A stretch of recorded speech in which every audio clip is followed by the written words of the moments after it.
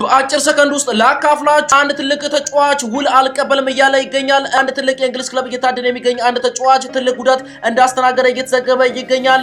አንድ አስደናቂ አጥቂ ወደ ሌላ ክለብ ይሄዳል ተብሎ እየተጠበቀ የሚገኘው ክለቡ እንደቀረ እየተዘገበ ይገኛል። እችን በአጭር ሰከንድ ውስጥ ላካፍላችሁ። ማንቸስተር ዩናይትድ ፖርቹጋላዊ አስደናቂ አማካይ በማንቸስተር ዩናይትድ የቀረበለትን ውል አልቀበልም ማለት ነው እየተዘገበ የሚገኘው። ማንቸስተር ዩናይትድ ብሩኖ ፈርናንዴዝን ማንቸስተር ዩናይትድ ለማቆየት 300,000 ፓውንድ በሳምንታዊ እንደዚሁም 450,000 አመታዊ ጉርሻን ያካተተ ጥያቄ ቢያቀርቡለትም እሱ ግን ውድቅ እንዳደረገ ነው እየተዘገበ የሚገኘው። ኦሊ ዋቲክስ አስደናቂው እንግሊዛዊ የፊት መስመር አጥቂ ኦሊ ዋቲክስን በአስቶን ቪላ ቤት ወደ ሃላሊ በ45 ሚሊዮን ፓውንድ ዝውውሩ ጨርሷል እየተባለ እየተነገረለት የሚገኘው አስደናቂው የፊት መስመር እንግሊዛዊ አጥቂ በአስቶን ቪላ ቤት እስከ 2031 የሚያደርሰውን ውል መፈረሙ አሁን በይሳሌ እየተዘገበ ይገኛል። በእንግሊዙ ትልቁ ክለብ በመድፈኞቹ እየታደነና እየተፈለገ የሚገኘው ለረጅም ጊዜ ከናን ይልዲዝ በጁቬንቱስ ቤት በጨዋታ ላይ ከፍተኛ ጉዳት እንዳስተናገደ መዘገብ ችሏል።